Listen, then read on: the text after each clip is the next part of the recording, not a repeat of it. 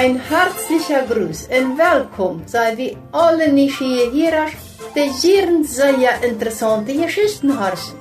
Wir wünschen Ihnen viel Freude beim Zuhören.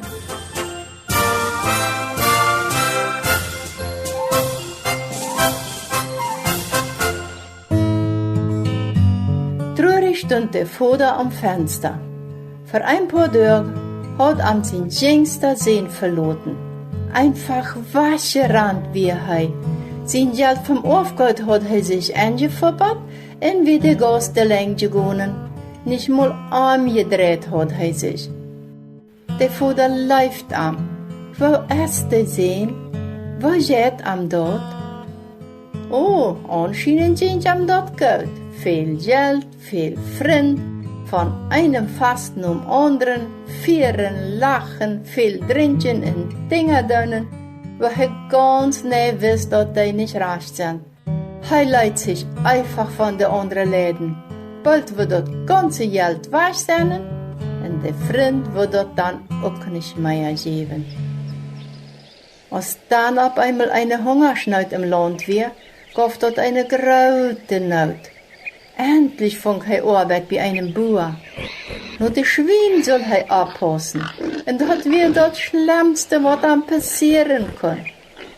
Der merkt die Gnade am Allseher und am liebsten hat er von dem Schweinsfutter gegessen. Aber das wird verboten.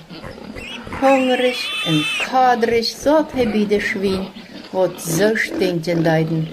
Und er muss bloß sehr nachdenken. Der Vater läuft an, als er daran dacht. Auf einmal stund er ab. Er hat gerade eine Entscheidung gemacht. Ich gehe nach Haus und sage meinem Vater, dass ich gesellig habe und dass mir dort Leute, dass ich meinen Innenwach gegangen sehe. Das will er ganz abwerklich begeben. Stell dir dort mal vor, als der See noch weit auf vom Vaterhaus war. Dann sagt der Vater am all. Er läuft am noch einmal und rannt am entgehen. Ehe der Sehen überhaupt ein Wut sein kann, nahm der Papa am in seine Arms und gab am einen Kuss. Übergleichlich raubt er seine Knaste. Schwen bringt für meinen Sehen das schmackste Kleid, einen Ring und Scher. Dort ein großartiges Eten merken. Wir wollen feiern. Mein Sehen, wir dort. Er wir verloren. Aber er ist in Haus gekommen und es war da bei mir. So sei er gut, als der Vater dem Sehen hat. So sei er lebt Gott die in mir. Er will, dass wir nur ankommen und mit ihm leben. Und da wehenshaft uns Herr Jesus diese Geschichte vertelt.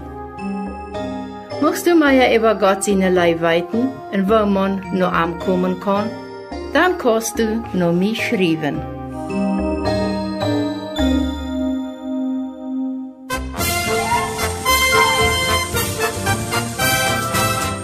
Ciao, sagst du einfach vom interessanten Geschichtenprogramm.